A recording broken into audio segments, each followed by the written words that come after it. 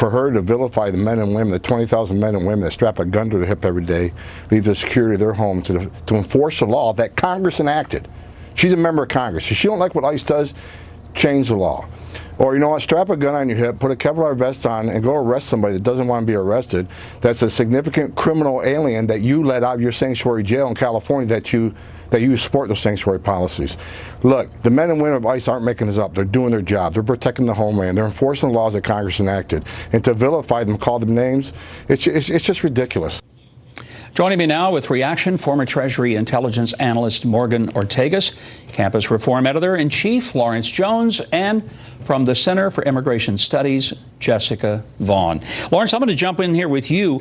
Are you offended by Senator Harris's comments and her comparing ICE, law enforcement officials, paid to the United States government to enforce a law, comparing them with the KKK? Yeah, I don't think it's just insulting to me, but many of the people that fought during the civil rights movement, many of the people that fought to get 3 constitutional amendments so black people could get the rights as other Americans, it's offensive. But again, this is the tone that we've been seeing on the college campuses. Just at Seattle University, we just reported at the campus reform, at the Leadership Institute's campus reform, that they are disbanding their relationship with ICE, where students could get internship credit, all because of all the negative rhetoric that's been going on in these college campuses. These are people that are trying to keep us safe. But of course, with the leftists of today, they don't care about any of that. They want to make these political and emotional statements, but there's no historical context to support what they're saying. Jessica, let me ask you if you think that this is a little dangerous to try to tell people that a law enforcement agency is akin to a racist organization that lynched people and murdered them and denied people, American citizens, their constitutional rights. Is that a dangerous thing to implant in the minds of impressionable college students? Oh, most definitely it is a dangerous thing. Because that undermines ICE's ability to do its job. It empowers sanctuary policies that put the public at risk because they result in the release of criminal aliens back to the streets to keep preying on the community.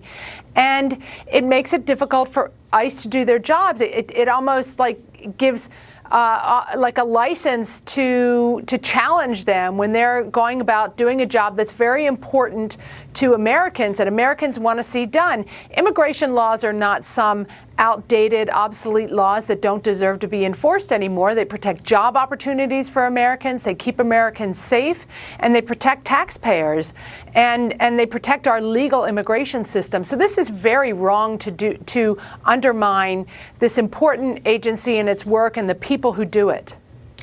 Morgan, one of the things that we learned from William LaJeunesse was that there is a mass of people assembling up at Tijuana. And some have said, oh, this isn't going to get here for weeks, if not months. Well, they're here. So that was an outright lie for some of the newscasters to say that it had nothing to do with anything of current events. Well, it's here. What should be the response of the president, Homeland Security, and for that matter, American citizens? So I think that we have to take a comprehensive all-of-government approach to this. And a lot of people are talking about the troops being on the border, but that is just one element of the strategy, of the national security strategy that the president's is trying to pursue. And I should say, Governor, that it's important to note that this is a national security strategy. By Mattis going down just last week to the border, I think that he gave a lot of credibility and relevance to this project. He said publicly that we don't do stunts.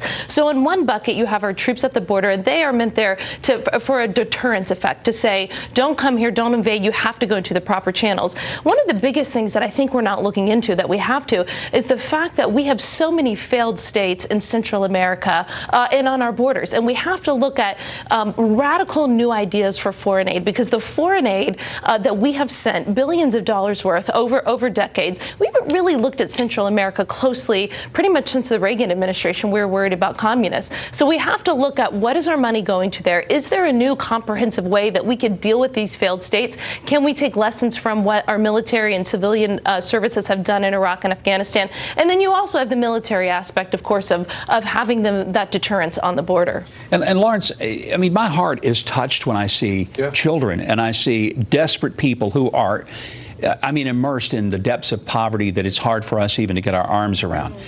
But a lot of the people who are in this caravan are not little children, and they're not mothers. These are young men capable of doing jobs, and they're threatening that they're going to come whether the law lets them or not. How do you separate that? What is the right response? Well, Governor, and here's the deal. It's not, a lot of us want comprehensive immigration reform, but it has to be a legal process to do that. And with respect to those young men that are on the border, a lot of them have been fighting journalists on the ground. They've been fighting Border Patrol agents. But these are the same men that won't fight for their own country. I mean, I can only put myself in their position as an American. If my country was under siege and there was an oppressive government going on, what would I do? I would fight for my country and fight for my family. For some reason, they can't do that. And Jessica, I'll bring you back in. Do you think that there is any hope that there will be a bipartisan solution that will be offered up that will pass this divided Congress that we're about to see?